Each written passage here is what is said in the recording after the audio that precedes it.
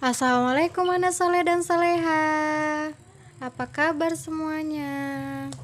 Nah, pertemuan kali ini kita akan membahas sambungan dari yang pertemuan sebelumnya, yaitu pengertian binatang haram. Di pertemuan sebelumnya kita sudah belajar binatang halal, dan sekarang kita belajar binatang haram. Tapi sebelum memulai, alangkah baiknya berdoa dulu agar kita dipermudah untuk menuntut ilmu. Nah, yang pertama yaitu pengertian binatang haram. Binatang haram adalah binatang yang tidak boleh dimakan karena dilarang oleh Allah dengan alasan akan berpengaruh buruk terhadap jiwa dan raga manusia. Nah, betapa sayangnya kan Allah terhadap kita. Nah, kita harus menjaga itu semua. Yang kedua yaitu mengenali jenis-jenis binatang haram. Ada beberapa jenis binatang yang diharamkan oleh agama Islam melalui penjelasan Al-Quran dan hadis. Nah, yang pertama yaitu dari penjelasan dari Al-Quran surah Al-Maidah ayat 3. Yang pertama yaitu bangkai binatang darat kecuali belalang. Yang kedua darah kecuali hati dan limpa.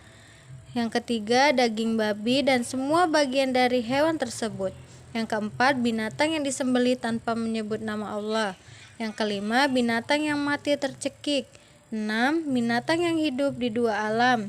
Contohnya apa? Seperti katak, kayak gitu, buaya. 7. Binatang yang mati karena jatuh. 8. Binatang yang mati karena ditanduk binatang lain. Yang 9. Binatang yang mati karena dimakan binatang buas. Dan yang terakhir, binatang yang disembelih untuk berhala. Nah, yang kedua yaitu jenis binatang haram yang dijelaskan dalam hadis Rasul. Nah, yang pertama yang diperintahkan untuk membunuhnya seperti ular, tikus, kalajengking, anjing gila, kadal, komodo, burung gagak, dan burung elang. Yang kedua yang diharamkan untuk membunuhnya seperti apa? Seperti semut, lebah, burung hut, dan burung suradi. Yang ketiga yaitu yang bertaring dari binatang buas seperti harimau, beruang, kucing, singa, serigala, anjing, dan yang lain-lain. Dan yang terakhir, yang bertaring dan burung berkuku tajam atau bercakar seperti burung elang, burung hantu, burung raja wali, burung bangkai, burung gagak, kelelawar, dan sebagainya. Yang kelima, yang menjijikan, yang termasuk binatang yang buruk dan kotor. Seperti apa? Cacing, kutu busuk, dan sejenisnya. Ulat, rayap, kaki seribu. Binatang yang memakan kotoran atau belatung, itu tidak boleh ya.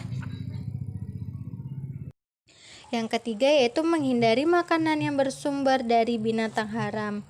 Makanan dapat mempengaruhi pola pikir seseorang. Apabila jumlah yang dikonsumsi banyak makanan yang halal, maka akan muncul kreativitas dan pikiran-pikiran yang positif. Tetapi sebaliknya, apabila jumlah yang dikonsumsi lebih banyak makanan yang haram, tentu akan menimbulkan pikiran-pikiran dari perilaku yang negatif. Makanan yang bersumber dari binatang yang diharamkan akan memiliki banyak bahaya bagi manusia. Contohnya daging babi, terdapat cacing pita yang berbahaya, mengandung lemak yang cukup tinggi, darahnya banyak mengandung kuman dan racun yang dapat merusak kesehatan dan membahayakan kehidupan.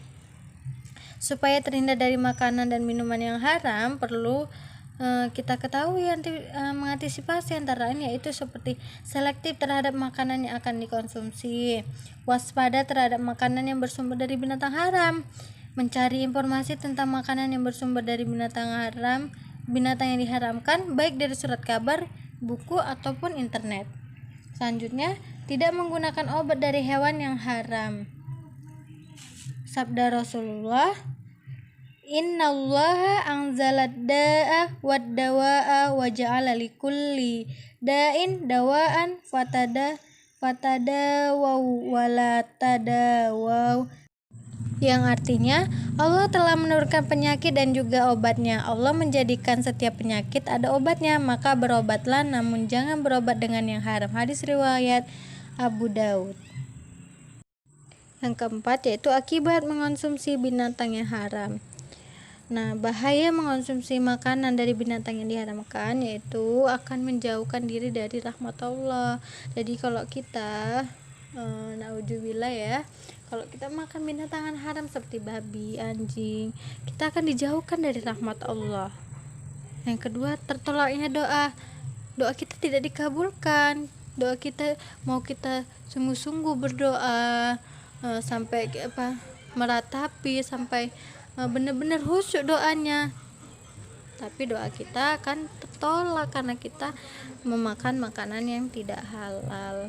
Selanjutnya, mendorong untuk melakukan perbuatan negatif. Dan selanjutnya dapat menyebabkan terjangkitnya penyakit. Jadi kalau kita banyak mengonsumsi makanan yang haram, kita akan mudah terkena penyakit. Jadi itu merusak kesehatan kita, merusak tubuh kita. Jadi kita harus banyak-banyak mengonsumsi makanan yang halal. Jangan sampai mengonsumsi makanan yang haram ya. Mungkin sampai di sini dulu pertemuan kita. Selanjutnya dibaca-baca ya bukunya ya anak-anak. Assalamualaikum warahmatullahi wabarakatuh.